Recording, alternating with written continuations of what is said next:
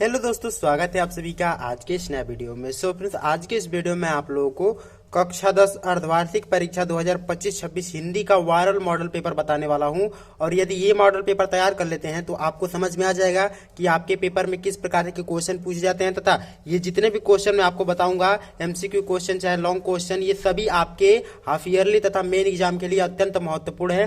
तो इस वीडियो को पूरा जरूर देखिएगा। मैं संपूर्ण एमसीक्यू सॉल्यूशन के साथ तथा यहाँ पे जितने भी क्वेश्चन पूछे जाएंगे आपके लॉन्ग क्वेश्चन, उसका भी किस प्रकार से आप अपने एग्जाम में आंसर लिखेंगे, मैं सभी बताने वाला हूं। तो वीडियो को पूरा जरूर देखिएगा। तो चलिए शुरू करते हैं आज का वीडियो। सबसे पहले तो आपको पता है कि निर्देश में हम लोग को पढ़ लेना है, होता है कि समय जो है 3 घंटे 15 मिनट का रहता है। और हाँ, ये आपको पता होना चाहिए कि आपका पेपर जो है वो 20 प्रश्न, जिसमें आपके बहुविकल्पीय प्रश्न पूछे जाएंगे और 20 नंबर के आपके बहुविकल्पीय प्रश्न।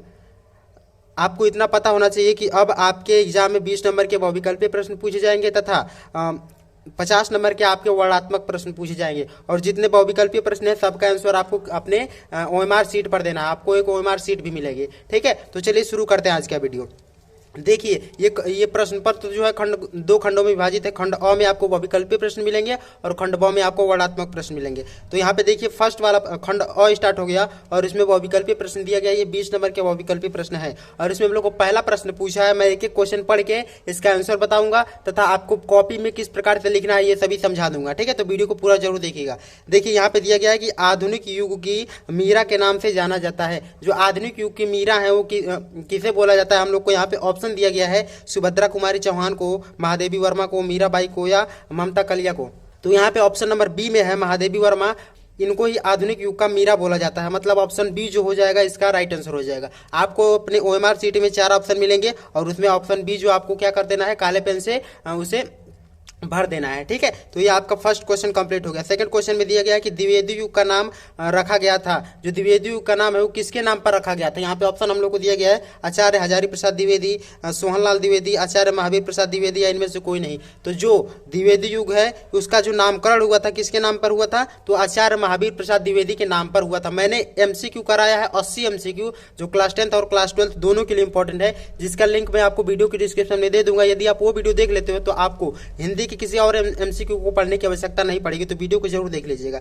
उसी तरह यहाँ पे देखिए, नेक्स्ट क्वेश्चन दिया गया है, प्रिय प्रवास के रचनाकार कौन है? यहाँ पे ऑप्शन दिए गए हैं सुमित्रानंद पंत जी, जयशंकर प्रसाद, या तीसरा रामधारी सिंह दिनकर और चौथा दिया गया है अयोध्या सिंह उपाध्याय हरिऔध। तो प्रिय प्रवास के जो रचनाकार है वो कौन है? अयोध्या सिंह उपाध्याय हरिऔध। मतलब ऑप्शन डी इसका राइट आंसर हो जाएगा। तो यहाँ पे खत्म हो गया आपके 3 प्रश्न। अभी इसके बाद से देखते हैं यहाँ पे आपके चौथा प्रश्न में क्या पूछ रहा है हम लोगों से। दिया है इसमें चौथा प्रश्न में कि साहित्य लहरी के रचनाकार कौन है? जो साहित्य लहरी रचना है इसके रचनाकार कौन है? यहाँ पे ऑप्शन दिया गया सूरदास जी, तुलसीदास जी, मीराबाई या महादेवी वर्मा। तो साहित्य लहरी के जो रचनाकार है वो सूरदास जी। ऑप्शन नंबर ए इसका राइट आंसर हो जाएगा। एक एक क्वेश्चन आप अच्छे से नोट करते चलिए, अच्छे से समझते चलिए। नेक्स्ट क्वेश्चन दिया गया क्वेश्चन नंबर 5 में, यदि सरस्वती पत्रिका के संपादक कौन है? यहाँ पे यदि नहीं रहेगा, बस लिखा है सरस्वती पत्रिका के जो संपादक है वो कौन है। यहाँ पे ऑप्शन दिया गया आचार्य महावीर प्रसाद द्विवेदी, मैथिली शरणगुप्त, सोहनलाल द्विवेदी या इनमें से कोई नहीं। तो सरस्वती पत्रिका के जो संपादक है वो कौन है? आचार्य महावीर प्रसाद द्विवेदी हैं। तो ऑप्शन बी ए इसका राइट आंसर हो जाएगा। नेक्स्ट क्वेश्चन दिया गया क्वेश्चन नंबर 6 में, कामायनी के रचयिता कौन है? जो कामायनी महाकाव्य है इसके रचयिता कौन है? राजेंद्र प्रसाद है, जयशंकर प्रसाद है, महादेवी वर्मा है, अज्ञे हैं। तो यहाँ पे दिया गया ऑप्शन बी में जयशंकर प्रसाद, इसका राइट आंसर हो जाएगा। मतलब कामायनी महाकाव्य के जो रचनाकार है कौन है? जयशंकर प्रसाद जी है। नेक्स्ट क्वेश्चन नंबर 7 में दिया गया है कि रामचरितमानस के रचनाकार कौन हुई? एक एक रचना आपके लिए मोस्ट इंपॉर्टेंट है, एक एक बहुविकल्पीय प्रश्न आपके लिए मोस्ट इंपॉर्टेंट है। देखिए यहाँ पे दिए गए रामचरितमानस के रचनाकार कौन है? बिहारी लाल है, महादेवी वर्मा है, तुलसीदास जी है या मैथिली शरणगुप्त जी हैं। तो यहाँ पे तुलसीदास जी है रामचरितमानस के रचनाकार है। ऑप्शन सी इसका राइट आंसर हो जाएगा। नेक्स्ट क्वेश्चन, गोदान उपन्यास के लेखक कौन है? ये भी मोस्ट इंपॉर्टेंट क्वेश्चन है। और यहाँ पे दिया गया आचार्य रामचंद्र शुक्ल है, मोहन राकेश है, राजेंद्र प्रसाद है, मुंशी प्रेमचंद्र है। तो जो उपन्यास गोदान उपन्यास के लेखक है वो कौन है? तो मुंशी प्रेमचंद जी। मतलब ऑप्शन डी इसका राइट आंसर हो जाएगा। नेक्स्ट क्वेश्चन नंबर 9 में दिया गया, ये भी मोस्ट इंपॉर्टेंट है कि कठिन काव्य का प्रेत किसे कहा जाता है? जो कठिन काव्य का प्रेत है इसे किसे बोला जाता है हम लोग को बताना है। सुमित्रानंद पंत को या जयशंकर प्रसाद को या दिनकर रामधारी सिंह दिनकर को या केशव दास को। तो ऑप्शन डी जो दिया गया इसका राइट आंसर हो जाएगा। केशव दास को ही कठिन काव्य का प्रेत बोला जाता है। नेक्स्ट क्वेश्चन नंबर 10 में दिया गया है और ये भी आपके लिए मोस्ट इंपॉर्टेंट प्रश्न है। और इसमें हम लोग से पूछा है कि प्रथम सप्तक का प्रकाशन वर्ष निम्नलिखित में से है। जो प्रथम तार, ये सप्तक का मतलब आप समझिएगा तार सप्तक, मतलब कि 3 सप्तक थे। प्रथम तार सप्तक का प्रकाशन वर्ष हम लोग से पूछ रहा है, तो प्रथम तार सप्तक का जो प्रकाशन वर्ष है डायरेक्ट मैं आपको बता रहा हूँ 1943 है, ठीक है, मतलब 1943 इसका राइट आंसर हो जाएगा। नेक्स्ट क्वेश्चन नंबर 11 में दिया गया कि प्रत्यय कितने प्रकार के होते हैं या प्रत्यय के कितने भेद होते हैं। तो प्रत्यय के जो होते हैं वो 2 भेद होते हैं, तो ऑप्शन सी इसका राइट आंसर हो जाएगा। एक कृत प्रत्यय होता है, एक ददित प्रत्यय होता है, मतलब कि ऑप्शन सी इसका राइट आंसर। नेक्स्ट क्वेश्चन हम देख लेते हैं क्वेश्चन नंबर 12 में,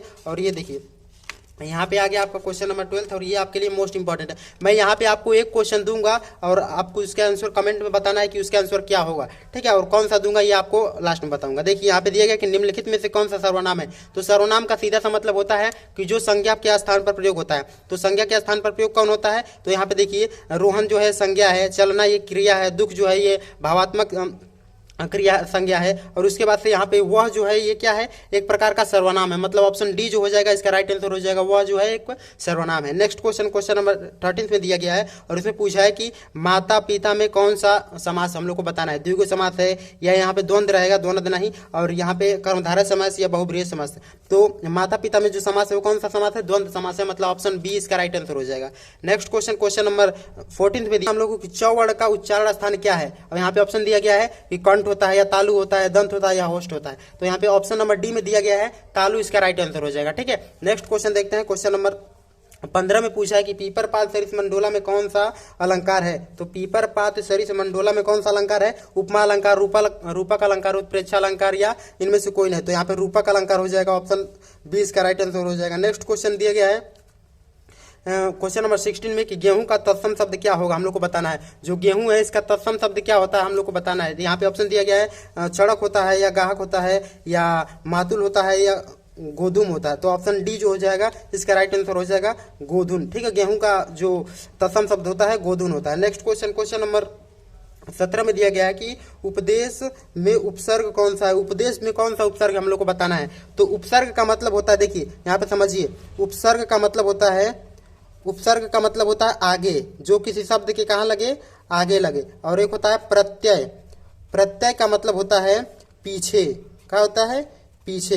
तो जो किसी शब्द के आगे लगता है उसे हम लोग उपसर्ग बोलते हैं। तो उपदेश में क्या चीज लगा है, उप जो लगा है आगे लगा है, तो यहाँ पे उप जो हो जाएगा इसका राइट आंसर हो जाएगा, मतलब उपसर्ग का जो उप हो जाएगा वो क्या हो जाएगा, उपसर्ग इसमें कौन सा हो जाएगा, उपदेश में तो उप हो जाएगा, ठीक है। तो यहाँ पे ऑप्शन बी इसका राइट आंसर हो जाएगा। नेक्स्ट क्वेश्चन दिया गया क्वेश्चन नंबर 18 में कि स्वागतम का संधि विच्छेद क्या होगा, हम लोग को बताना है। देखिए यहाँ पे आपके जितने भी ग्रामर के पोर्शन है आपको एमसीक्यू में भी पूछ ले जाएंगे, मतलब आपके ग्रामर के जो पोर्शन के जो क्वेश्चन है वो आपके एमसीक्यू में ही आएंगे, लिखने के लिए बहुत कम ही आएगा, ठीक है। तो स्वागतम का संधि विच्छेद क्या हो जाएगा, तो सुधन आगतम हो जाएगा, ये वाला इसका राइट आंसर हो जाएगा। ये वाला नहीं, ये भी सुधन आगतम है, लेकिन इसमें बड़ा उ लगा है और इसमें छोटा उ लगा है।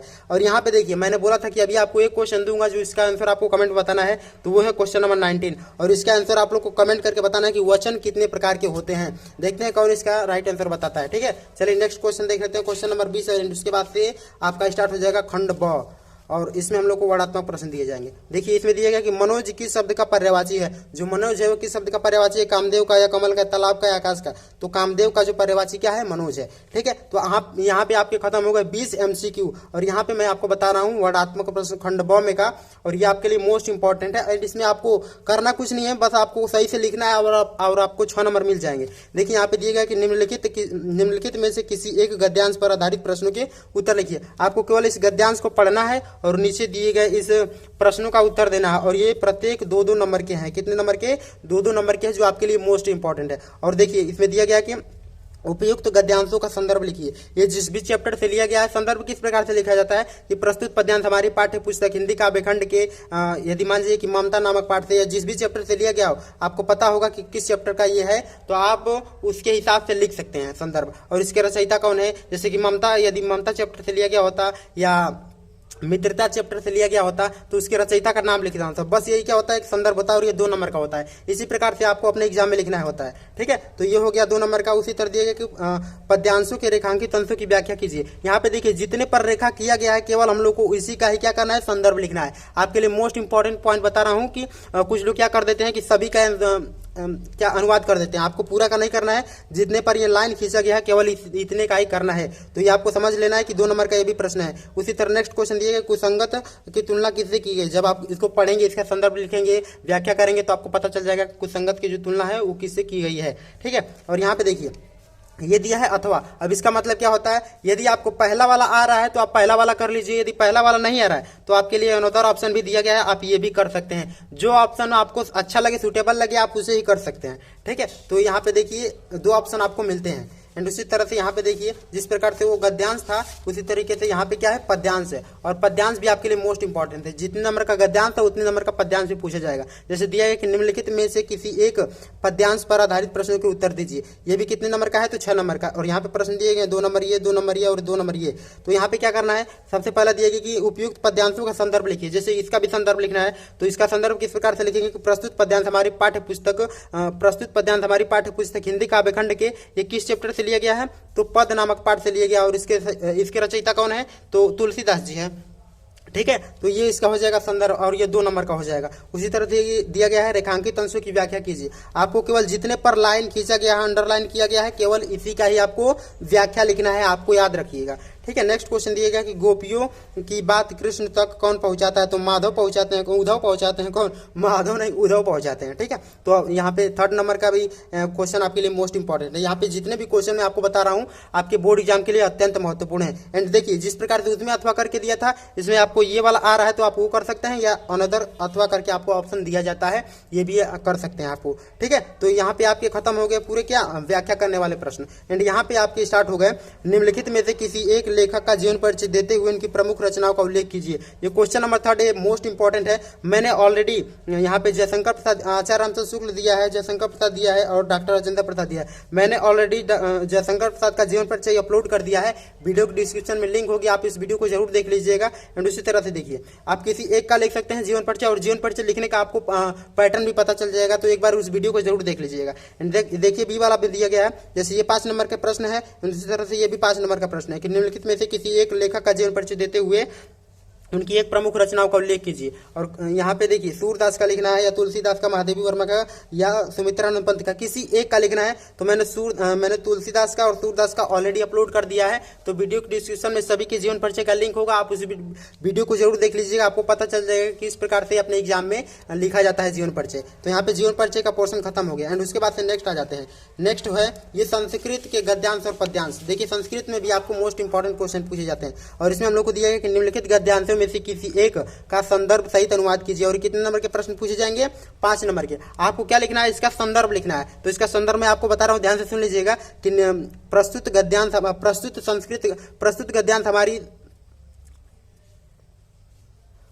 गद्यांश हमारी पाठ्य पुस्तक हिंदी काव्य खंड के अनिवार्य संस्कृत के वाराणसी नामक पाठ से लिया गया है। बस इसका संदर्भ क्या हो जाएगा, इतना ही हो जाएगा कि प्रस्तुत गद्यांश हमारी पाठ्य पुस्तक हिंदी काव्य खंड के अनिवार्य संस्कृत के वाराणसी नामक पाठ से लिया गया है और वाराणसी नामक पाठ से उद्धृत है। बस इसका संदर्भ यही हो जाएगा। और कितने नंबर के हैं, तो 2 नंबर का आपका संदर्भ पूछा जाएगा और 3 नंबर का आपका व्याख्या करना है। जैसे वाराणसी सुविख्याता प्राचीना नगरी अस्ति, वाराणसी जो है सुविख्यात प्राचीन नगरी है, तो आपको केवल क्या करना है, इसका व्याख्या करना है। एंड इसमें भी आपको 2 ऑप्शन मिलते हैं, यदि आपको पहला आ रहा है तो वो कर सकते हैं, या अनदर आपको ऑप्शन मिलता है, ये भी कर सकते हैं। ठीक है, एंड उसी तरह से देखिए इसमें क्या है, गद्यांश है, तो गद्यांश के आपके 5 नंबर के प्रश्न पूछे जाएंगे। एंड उसी तरह यहाँ पे क्वेश्चन नंबर 5 में दिया गया है, और इसमें क्या चीज हम लोग को पद्यांश दिया गया, जिस प्रकार से हिंदी में दिया गया था उसी प्रकार से संस्कृत में। और इसमें हम लोग को दिया है कि निम्नलिखित में से किसी एक पद्यांश का संदर्भ सहित हिंदी में अनुवाद कीजिए। और ये भी कितने नंबर का है, तो 5 नंबर का। आपको इसमें से जो आ रहा है वो कर सकते हैं, यदि पहला आ रहा है तो पहला कर दीजिए, दूसरा आ रहा है तो दूसरा कर दीजिए, इतना आपको ध्यान रखना है। एंड उसी तरह से यहाँ पे देखिए क्वेश्चन नंबर 6 जो है वो आपके लिए मोस्ट इंपॉर्टेंट है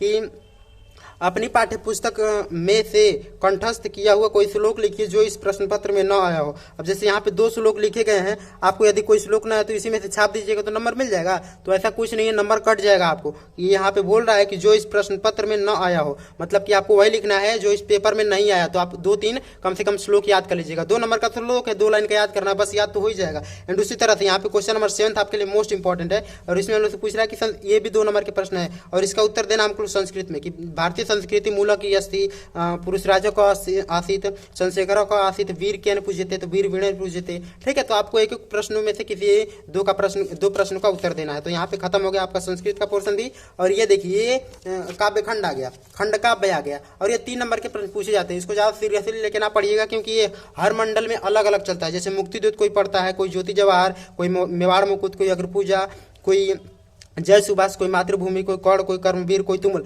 तो जो जहां जहां का पढ़ता है, आपको यहाँ पे 2 ऑप्शन दिए जाएंगे, केवल इसी का एक ही का लिखना है आपको आंसर। ठीक है, तो ये आपके 3 नंबर के प्रश्न पूछे जाते हैं, तो आपको उसी हिसाब से लिखना है। जैसे कि मुक्तिदूत का पूछा गया, तो मुक्तिदूत के आधार पर गांधी जी का चरित्र चित्रण कीजिए। जवाहर ज्योति में पूछा गया, तो जो भी आपको आपके मंडल में चलता हो, आप केवल उसी का ही आंसर लिखेंगे, सभी का नहीं लिखना है, केवल 2 में से केवल इसी का। आपको भी 2 अथवा करके देते हैं, यदि पहला आ रहा हो तो पहला कर दीजिए, या तो यही कर दीजिए। ठीक है, तो इतना ध्यान रखिएगा आप लोग। एंड उसके बाद से यहाँ पे आ गया आपके पूरे हिंदी के एग्जाम का सबसे जो हाईएस्ट नंबर वाला क्वेश्चन है, वो है क्वेश्चन नंबर 9, जो कितने नंबर का है, 7th नंबर का। और इसमें हम लोग को करना क्या होता है, तो निबंध लिखना होता है। निम्नलिखित में से किसी एक विषय पर निबंध लिखिए। आपको 4 ऑप्शन मिलते हैं, किसी एक ही पर क्या लिखना होता है, तो निबंध लिखना होता है। और यहाँ पे ऑप्शन दिए कि पर्यावरण संरक्षण के उपाय पर, आतंकवाद के कारण और निवारण पर, उसी तरह से जनसंख्या लाभ और हानि पर। ठीक है, एंड यहाँ पे दिए गए नारी सशक्तिकरण पर। किसी एक पर आपको क्या लिखना है, निबंध लिखना है, और वो भी कितने नंबर का, 7 नंबर का। मैंने ऑलरेडी एक निबंध अपलोड कर दिया है, उस वीडियो को आप लोग एक बार जरूर देख लीजिएगा, आपको पता चल जाएगा कि आपको अपने एग्जाम में किस प्रकार से निबंध लिखना होता है। ठीक है, तो यहाँ पे खत्म हो गया आपके 9th क्वेश्चन है। क्वेश्चन नंबर 10 में दिया गया है कि अपनी विशेष रुचियों का उल्लेख करते हुए अपने मित्र को पत्र लिखिए। अपने किसी मित्र को पत्र लिख दीजिए। कितने नंबर का क्वेश्चन है, तो 4 नंबर का। मैंने ऑलरेडी पत्र लेखन भी अपलोड कर दिया है, उसको भी देख लीजिएगा। एंड उसके बाद से अथवा करके दिया है, यदि आपको ये आ रहा है तो वो कर लीजिए, यदि वो नहीं आ रहा तो आप लोग ये कर सकते हैं। इसमें हम लोग को दिया गया कि उत्तर रेलवे को शिकायत पत्र लिखते हुए अपने टिकट निरीक्षक द्वारा किए गए अभद्र व्यवहार का उल्लेख कीजिए। तो यहाँ पे आपके खत्म हो गए पूरे मॉडल पेपर का एक एक क्वेश्चन।